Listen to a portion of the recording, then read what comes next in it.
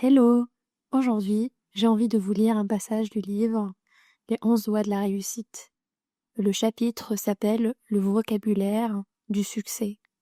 Je sais, ces mots peuvent parfois sonner un peu bullshit parce qu'on les entend partout et qu'on les a presque trop consommés, mais justement, je pense que ça vaut le coup de les écouter vraiment, de les laisser rentrer, de prendre un stylo et un papier et de réfléchir à comment on peut les utiliser dans notre propre vie. Bonne écoute. Il y a plusieurs années, j'ai eu l'occasion de participer à une réunion d'affaires qui m'a ouvert les yeux. J'y ai appris que les mots ont un pouvoir incroyable. J'étais accompagnée de 2 hommes que je connaissais depuis longtemps. Nous venions de nous apercevoir que l'un de nos associés avait tenté de profiter de nous. J'étais bouleversée par la situation. Je dirais même que j'étais carrément fâchée. L'un de mes associés était tellement contrarié que le sang lui était monté au visage. « Je suis furieux », explosa-t-il. Je lui demandai pourquoi il était si fâché. Parce que lorsqu'on est vraiment fâché, ça donne une force incroyable et ça permet de renverser la situation. Mais mon autre associé restait tranquillement assis. Il était légèrement agacé, dit-il. « Agacé ? Comment se fait-il que tu sois légèrement agacé au lieu d'être furieux ?» lui dis-je. Lorsqu'on se fâche, on perd le contrôle de soi, ce qui permet à l'adversaire de gagner la partie, dit-il. Agacé, c'est vraiment le mot le plus stupide que j'ai jamais entendu. Me dis-je en moi-même. Comment un type ayant brillamment réussi peut-il utiliser ce genre de mots tout en gardant son sérieux? La réponse est précisément qu'il ne gardait pas son sérieux. Il semblait même avoir conservé le sens de l'humour. Il semblait presque content de discuter de sujets qui m'auraient rendu fou dans d'autres circonstances. Son choix de mots avait eu un effet manifeste sur lui, ainsi que sur moi. Il me sembla que le fait d'employer le terme agacé atténuait ma colère. Je décidai d'en faire moi-même l'expérience.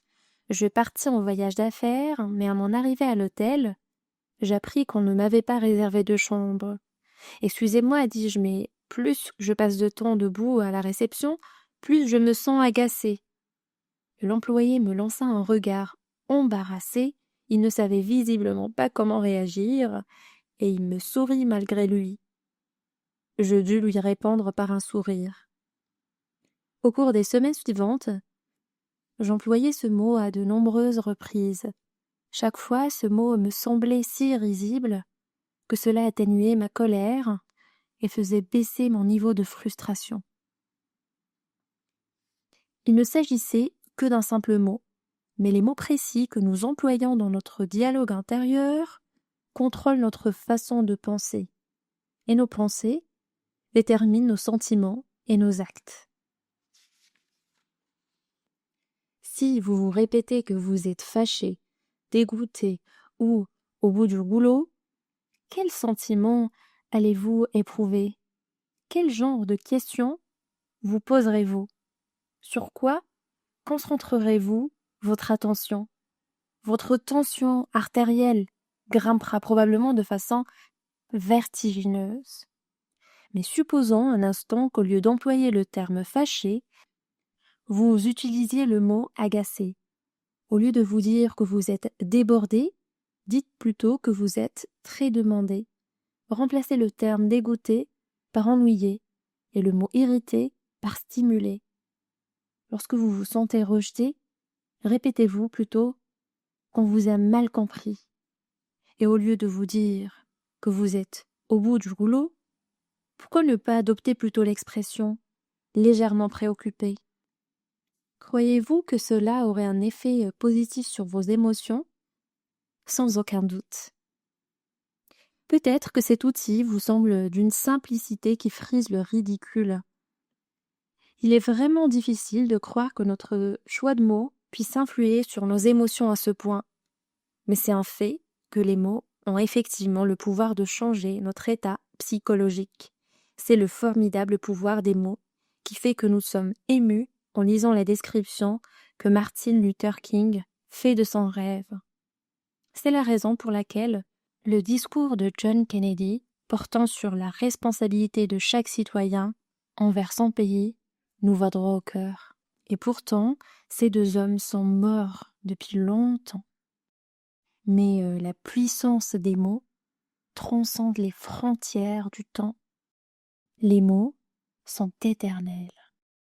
Les mots ont un impact sur nos émotions et pourtant, la plupart d'entre nous n'avons pas réellement conscience des termes que nous employons tous les jours pour communiquer avec les autres et avec nous-mêmes. Nous sommes encore moins conscients de l'influence qu'ont les mots sur nos pensées et nos sentiments. Chaque instant de notre vie, si l'on vous disait par exemple que vous faites erreur, cela entraînerait une certaine réaction de votre part. Par contre, si l'on vous disait que vous avez tort, votre réaction serait peut-être plus marquée.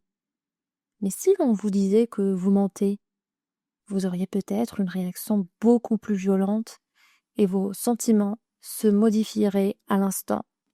Et pourtant, votre interlocuteur n'aurait changé qu'un seul mot. En superforme, l'inverse est également vrai. Vous pouvez décupler l'intensité de vos émotions positives en changeant simplement votre façon de les décrire. Dites que vous vous sentez euphorique. Au lieu de dire que ça va, éprouvez de l'enthousiasme plutôt que de l'intérêt. Sentez-vous en pleine forme plutôt que pas mal. Lorsqu'on vous demande comment ça va, répondez « super » au lieu de dire « bien ». Vous n'êtes pas simplement déterminé, vous êtes une dynamo que rien n'arrête. Apprêtez-vous donc à passer un nouveau genre de test de vocabulaire. Dressez une liste des mots que vous employez pour décrire vos émotions lorsque les choses vont mal. Et pensez ensuite aux nouveaux termes que vous pourriez employer à la place. Vous pouvez même choisir des termes drôles si vous voulez.